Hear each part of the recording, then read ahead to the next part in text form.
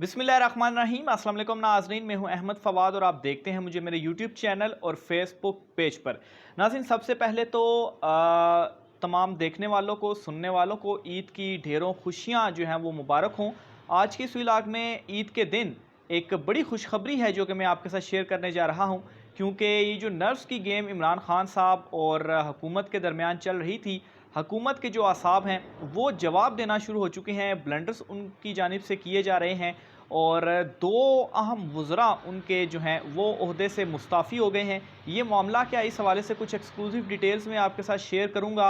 और इस मामले को भी डिफरेंटली जो एक तो रिपोर्ट भी किया गया है, अगर तो थोड़ा सा डिफरेंटली इसको रिपोर्ट किया गया है। इसकी वजूहात क्या हैं, ये जो इस्तीफ़ा उनकी जानिब से दिया गया है, और ये वजूहात जो है वो मैं आज की इस व्लॉग में आपके सामने रखूँगा।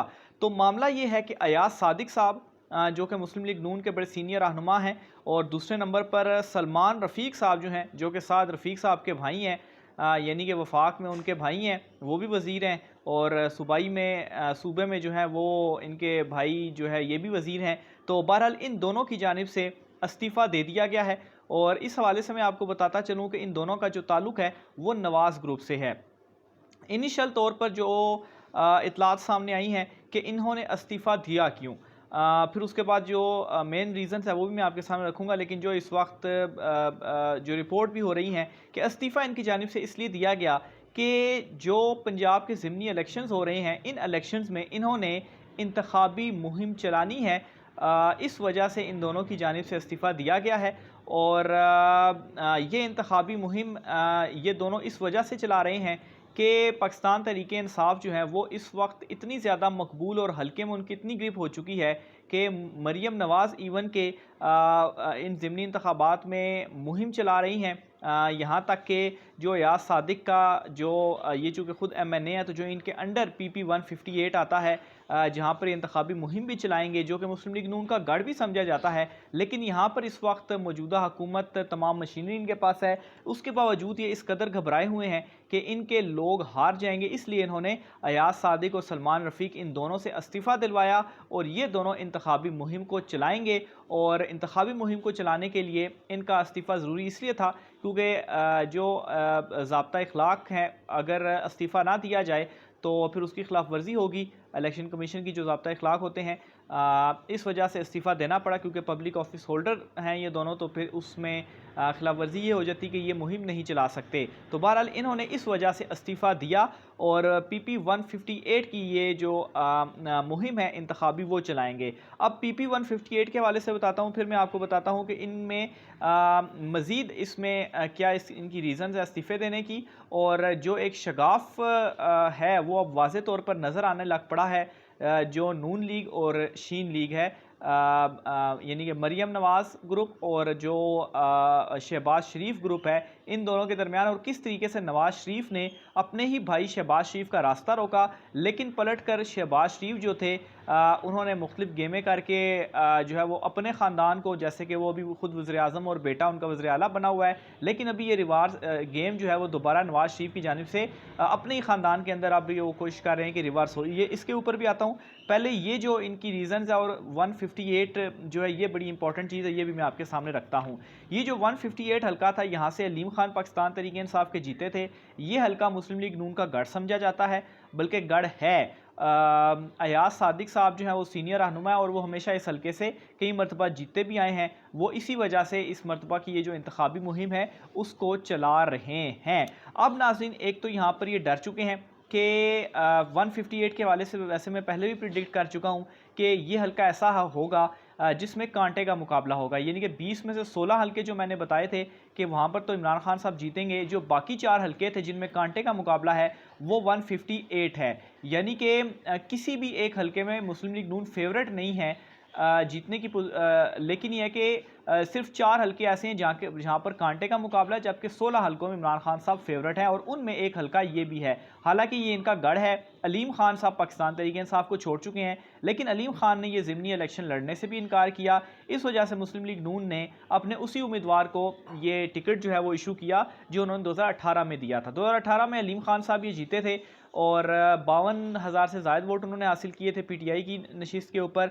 और राना एहसन साहब थे नून लीग के, उन्होंने जो है वो 45,000 के करीब वोट हासिल किए थे। तीसरे नंबर पर टीएलपी थी, लेकिन उन्होंने कुछ 6,000 वोट हासिल किए थे। तो आप ये समझे कि वो मुकाबले में नहीं, मुकाबले में सिर्फ नून लीग और पाकिस्तान तहरीक इंसाफ ही है। और गढ़ होने के बावजूद पाकिस्तान तहरीक इंसाफ ने यहाँ से 7,000 का एक बड़ा मार्जिन होता है वोट का, वो जीता था। इस मरतबा पाकिस्तान तहरीक इंसाफ की जानिब से जो है वो यहाँ पर दोबारा टिकट इशू किया गया है। लाहौर का ये हलका है और लाहौर के तीनों हलकों में ये वो वाहिद हलका है जहाँ पर कांटे का जो मुकाबला है वो इस वक्त नज़र आ रहा है। बाकी 3 हलकों में तो पाकिस्तान तहरीक इंसाफ ही जीतेगी। तो बहरहाल अलीम खान साहब इस मरतबा नहीं है, लेकिन इस मरतबा इस हलके की जो पोजीशन है, जो सिचुएशन है, कुछ सर्वेज भी यहाँ पर किए गए हैं, वो ये है कि गढ़ होने के बावजूद जो नून लीग का वोटर था, सपोर्टर था, वो सारा इस वक्त सपोर्ट कर रहा है पाकिस्तान तहरीक इंसाफ को। और उसकी जो वाहिद वजह है महंगाई, और उन लोगों का ये कहना है कि ये इक़्तिदार में आए हैं तो महंगाई, आटा, चीनी, दाल, सब्ज़ी सब कुछ इन्होंने महंगा कर दिया है। और इमरान खान साहब का जो बयानिया है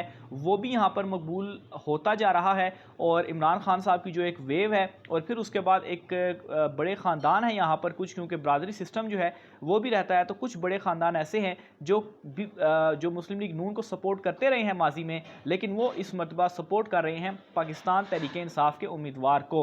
हालांकि पाकिस्तान तहरीक इंसाफ का जो यहाँ पर उम्मीदवार है, उनकी कोई पॉलिटिकली कोई इतनी ज़्यादा रिच उनका वो नहीं है, कोई इतना ज़्यादा नाम नहीं है, लेकिन उसके बावजूद जो पाकिस्तान तहरीक इंसाफ का टिकट है, क्योंकि लोग जो वोट कर रहे हैं वो नामों के ऊपर वोट नहीं कर रहे। पाकिस्तान तहरीक इंसाफ के जितने भी लोग खड़े हुए हैं वो वोट कर रहे हैं सिर्फ पाकिस्तान तहरीक इंसाफ के टिकट को और इमरान खान साहब को। तो ये वो रीज़न्स है जिसकी वजह से इस हलके में कांटे का मुकाबला है। और नून लीग को ये लग रहा है कि ये हल्का भी उनके हाथ से निकल जाएगा, हालांकि ये उनका गढ़ है, तो इस वजह से उन्होंने इन दोनों को भी मैदान में उतारा। और मरियम नवाज़ भी इस हल्के से हो कर जा चुकी हैं, वो भी चूँकि इंतखाबी मुहिम चला रही हैं नून लीग की, तो इस हल्के में भी वो आई हैं, लेकिन उसका भी उन्हें कोई फ़ायदा नहीं हुआ, इसलिए नून लीग ने इन दोनों को उतारने का फ़ैसला किया। अच्छा, एक तो चीज़ ये हो गई। अब नाज़रीन, दूसरी चीज़ जो मैं आपके सामने रखने जा रहा हूँ वो ये है कि 2018 में ये एक बड़ा इंकशाफ हुआ है, और पाकिस्तान तहरीक इंसाफ की बड़ी एक अहम रहनुमा है, उनकी जानिब से ये इंकशाफ किया गया है। और इंकशाफ ये हुआ है कि 2018 में ये चीज़ जो है वो तय हुई थी कि वज़ीर-ए-आज़म शहबाज शरीफ को बनाना है, लेकिन जो नवाज़ शरीफ थे वो ये चीज़ नहीं मानते थे। नवाज़ शरीफ का ये कहना था, या उनकी जो ख़ानदानी पॉलिटिक्स थी, वो शहबाज शरीफ को आगे नहीं आने देना चाहते थे, और वो चाहते थे कि उनकी बेटी और वो जो हैं वो इक़्तिदार पे रहें, काबिज़ रहें, और आगे उन्हीं के ख़ानदानी जो सिलसिला है वो चलता रहे।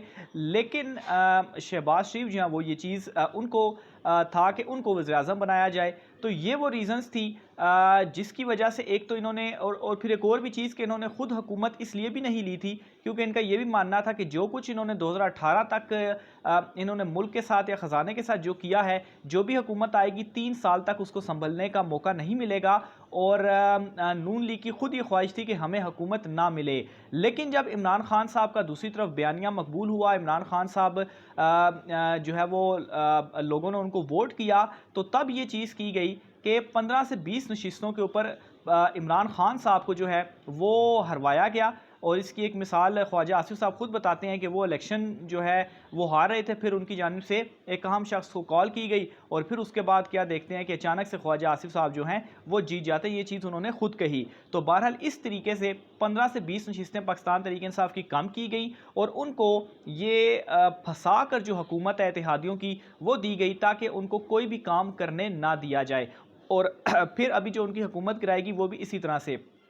और अब चूँकि इमरान खान साहब का जो बयानिया था वो इस कदर मकबूल होता जा रहा था, इमरान खान साहब भी मकबूल होते जा रहे थे, और ख़ास तौर पर जो केसेस थे वो भी इस तरह से चलाए जा रहे थे, जिसकी वजह से जो नवाज़ शरीफ हैं वो भी मजबूर हुए, और उन्होंने अपनी ख़ानदानी पॉलिटिक्स में ख़ुद को और मरीम नवाज़ को पीछे किया, और शहबाज शरीफ को आगे किया कि वो जो है वो पॉलिश करें, और उसके बाद उनके मुकदमात या जो ख़ुद को उन्होंने NRO 2 दिया है वो भी आप तमाम नाजरीन के सामने हैं। लेकिन अब ये जो 2 लोग मुस्ताफ़ी हुए हैं, ये लोग ताल्लुक़ रखते हैं मरीम नवाज़ ग्रुप या नवाज़ ग्रुप से, और इस वक्त शदीद किस्म की जो नाराज़गियाँ हैं वो शहबाज शरीफ के साथ चल रही हैं। तो एक नाजरीन ये भी इसमें कॉन्स्पिरेसी थ्योरी मौजूद है कि इस वजह से भी ये जो इस्तीफ़े हैं शहबाज शरीफ को थोड़ा हिलाने के लिए और अपने आप को मरियम नवाज़ जिस तरीके से इन हलकों में जो कंपेन है वो कर रही हैं, तो एक ये भी जो कॉन्स्पिरेसी थ्योरी है वो मौजूद है।